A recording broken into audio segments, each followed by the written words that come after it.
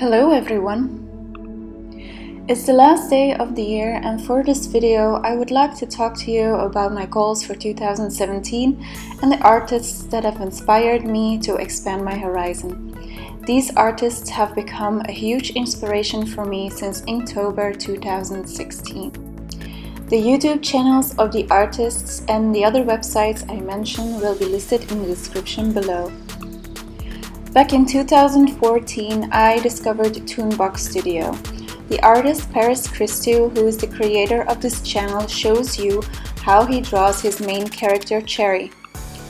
I immediately fell in love with his drawing style, his voice, and the way he explained all the steps. Not long after, I discovered and purchased his How to Draw Cherry tutorial. A quick note, I still have the first version of this tutorial and that isn't available anymore. He now has an updated version of that tutorial available on his website. Nonetheless, I loved it. It helped me take the first step to comic style drawings.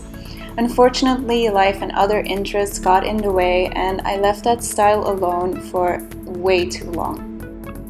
It wasn't until Inktober this year that I got excited again. I had so many ideas and things I wanted to do, but no skill to make them come to life. Inktober was also the time I discovered Jacqueline de Leon and Danica Sills. Sorry if I pronounce the names wrong. Jacqueline drew mostly witches with pretty eyes and amazing eyeliner. I fell in love with her style from day one. It's also the first time that I noticed how amazing it was to draw clothes and create your own characters. The same goes for Danica Sills. I don't necessarily like her style, but the way she draws her line work is mesmerizing. I also love the way she colors her pieces, whether it's in watercolor or digital.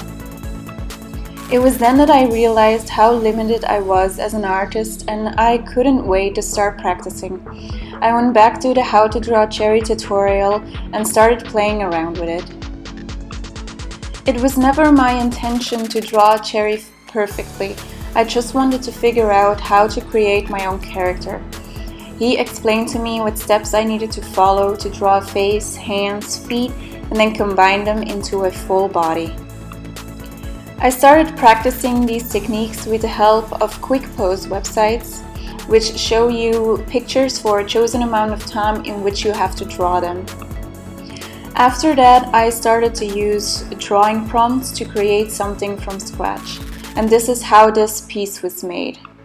The prompt said, "Sad girl with antlers." And then this is what came to mind.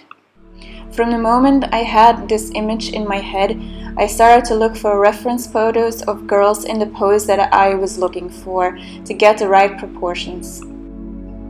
This piece is a combination of all the information I gathered from my three favorite artists. I drew it the way Toonbox Studio taught me, and I colored it with the information I got from Jacqueline and Danica. As you can see, I only drew her head and part of her shoulder. That's because I'm still really bad at drawing an entire body. Whenever I do that, the head turns out way too big. Anatomy is still a big part that I need a lot of practice on.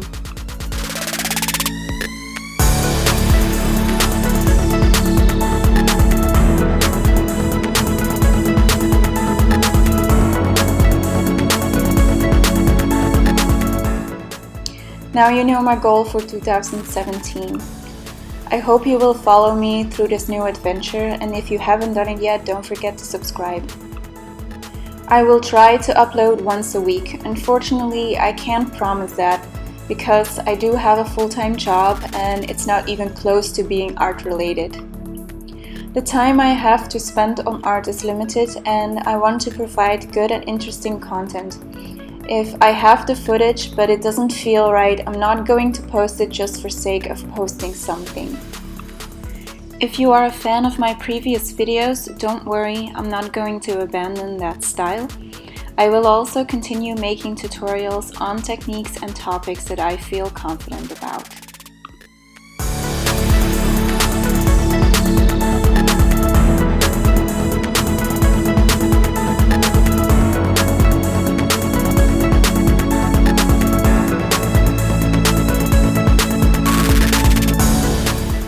Because I have some time left before the video ends, I thought I'd tell you a little more about the struggles I encountered while making this piece. I have experience with pen and ink on watercolor paper, but it is nothing compared to what I had to do here. For this one, I used Staedtler 0.1 liner. Due to the texture of the paper, it was very hard to get a straight line even with a 0.5. You need a good steady hand for this. I also struggled with the watercolor around the antlers. I could have used masking fluid, but then it is possible that you create white edges if you layer the masking fluid outside of the drawing. I didn't want that, so I did it without. As always, the list of tools that I used for this painting can be found in the description below.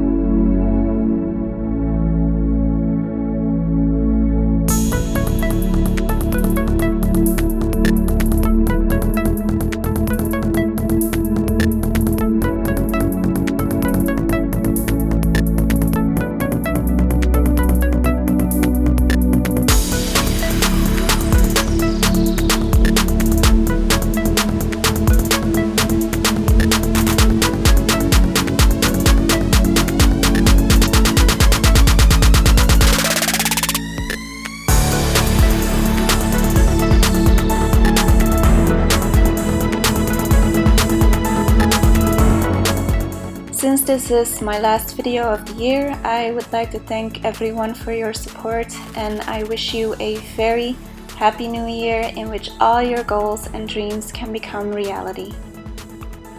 See you in 2017!